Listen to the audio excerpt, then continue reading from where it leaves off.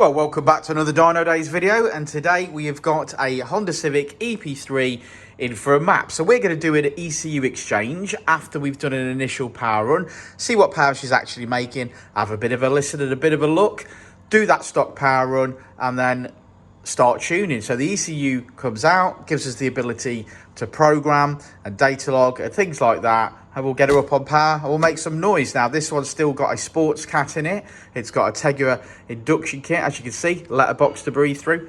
But yeah, we'll see how we get on. So here we go.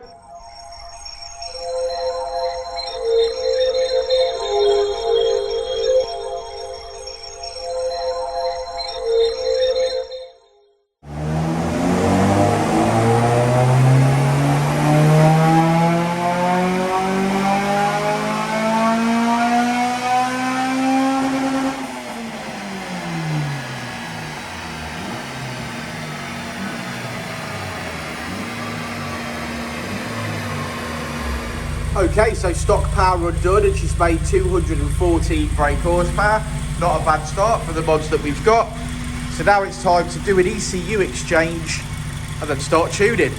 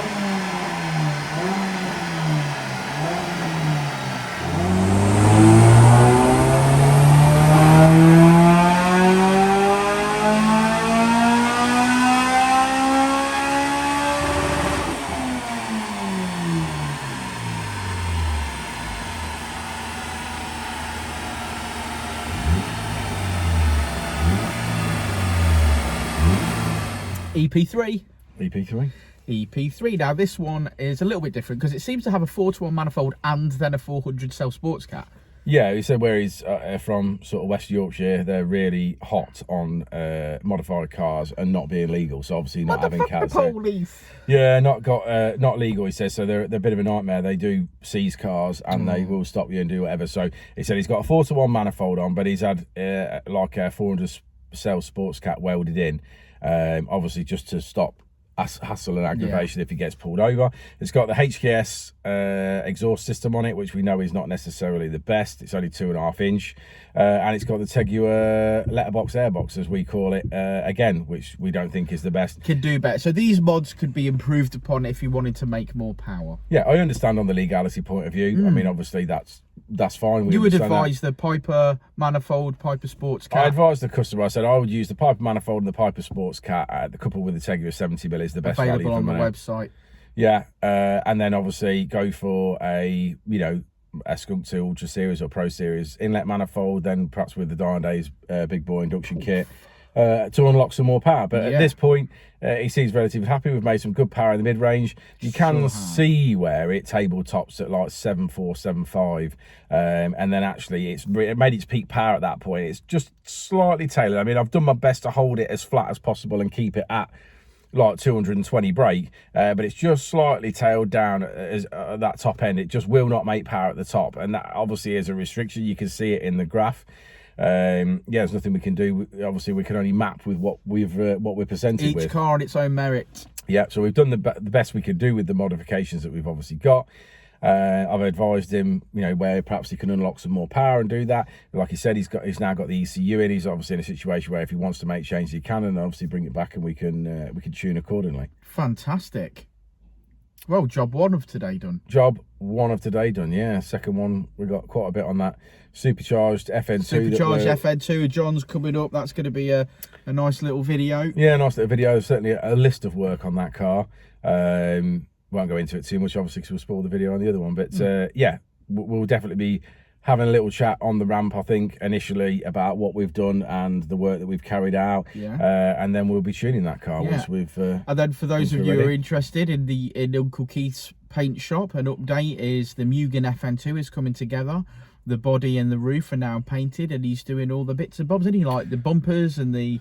Everything he's stripped off is now ready to be painted, I believe. Yeah, we've also got, in Uncle Keith's paint shop, we've also got 4 flip rocker covers ready. So we've also got, if you want a flip rocker cover for your FN2, give us a shout. Yeah, we've got 2 for EP3 and 2 for FN2. So obviously if you're watching the video and, you know, a flip painted rocker cover is the sort of thing that you're interested in, then, you know, hit us up, contact us on, you know, all the socials, and we'll, you know, we can get some pictures of those. And 200 quid a rocker cover. Gasket's about 30 quid. And then if you want us to fit it on a Saturday morning, I think we can arrange that. Yeah, we can certainly arrange that. Obviously, again, if you're miles away and it's posted, but it's on an exchange basis, obviously we get your old unit back.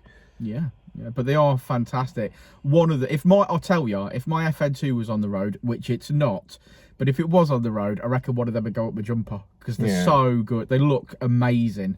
Yeah, well, certainly, well, if it comes to it. Oh, update on my car, still haggling, aren't I, with the inch. They're not really got to the point where they're making me any sort of concrete offers or anything. No. I mean, the trouble with insurance companies they'll just go through the motions. At the moment, it's going through the motions, ain't it? It's witness statements, your account of things, doing this, that, and the other. No one's at any point talking about money right now. And in the meantime, I'm in a Peugeot 508. Nice. But it has got heated seats. It has got heated seats. Which is quite nice, little treat.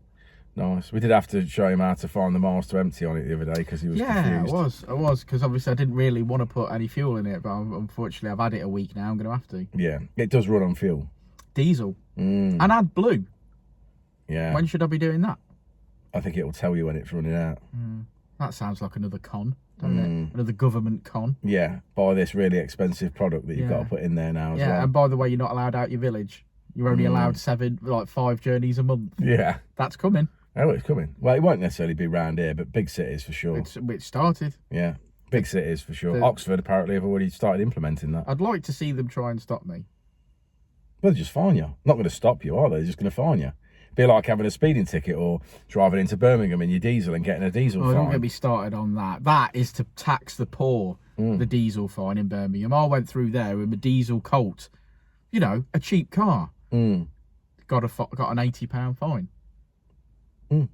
Well, no, but what I'm explaining is that's how they will deal with it. If I could afford a nice modern car, I wouldn't have had to have paid an £80 fine. Yeah, but you wouldn't have had to pay an £80 fine if you paid the £12 to go in. Yes, but I wasn't aware of such a penalty. Yeah, it's like, well, that's how they get you, isn't it? It's like the sheriff of Nottingham, isn't it? It's taxing everybody. But that's what they want. They don't want you to go in there. They don't want you to have a car, do they? No.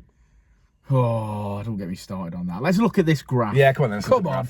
Okay, so as we always say, red line is as she came in, blue line is as she leaves. I'm just putting my glasses on. Here we go. And as you can see, this is the bit where Richard talks about tabletopping. Just here, bit of a restriction in flow. But we finish on a pretty healthy 220 brake horsepower, 191 at the wheels. There we go, a silver EP3 tune today. So if you got to this point in the video, thank you very much for being here and sticking with us. Code word for this video, I know some of you guys do this for me, but code word for the video is we'll just put silver. I think we'll just have silver because most of the ones that we tune seem to be black. But yeah, code word silver, and we'll see you on the next one, won't we, Rich? We will indeed. We will indeed. Before, and I'll say it again. Life moves pretty fast.